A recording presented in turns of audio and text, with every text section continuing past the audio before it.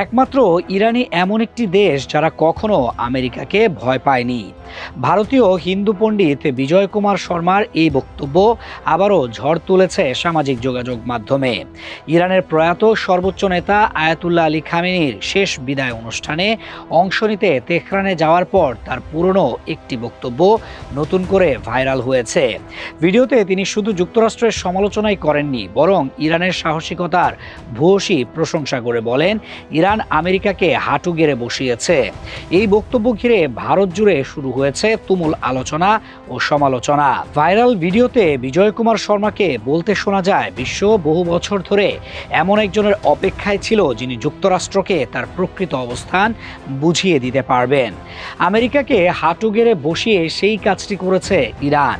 একই সঙ্গে তিনি বলেন, হুসাইনিয়াত মানে মজলুমদের পাশে দাঁড়ানো। আয়াতুল্লাহ খামেনি সবসময় শোষিত ও দরিদ্র মানুষের পক্ষে ছিলেন।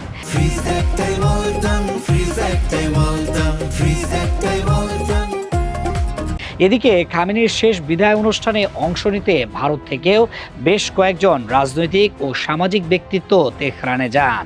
তাদের সঙ্গে উপস্থিত ছিলেন হিন্দু পণ্ডিত বিজয় কুমার শর্মাও। আর সেই সফরের মধ্যেই তার পুরনো বক্তব্য নতুন করে ভাইরাল হয়ে ভারত জুড়ে ব্যাপক আলোচনা ও সমালোচনার জন্ম দিয়েছে। আরও জানা গেছে, ইরানের প্রেসিডেন্ট মাসুদ পেজেশকিয়ান ভারতের প্রধানমন্ত্রী নরেন্দ্র মোদীকেও শেষ বিদায় অনুষ্ঠানে যোগ দেওয়ার আমন্ত্রণ জানিয়েছিলেন। খামেনির শেষকৃত্যকে ঘিরে যখন আন্তর্জাতিক মহলের দৃষ্টি তেহরানের দিকে, ঠিক সেই সময় বিজয় কুমার শর্মার এই বক্তব্য আবারও সামনে আসায় বিষয়টি নতুন করে আলোচনায় উঠে এসেছে।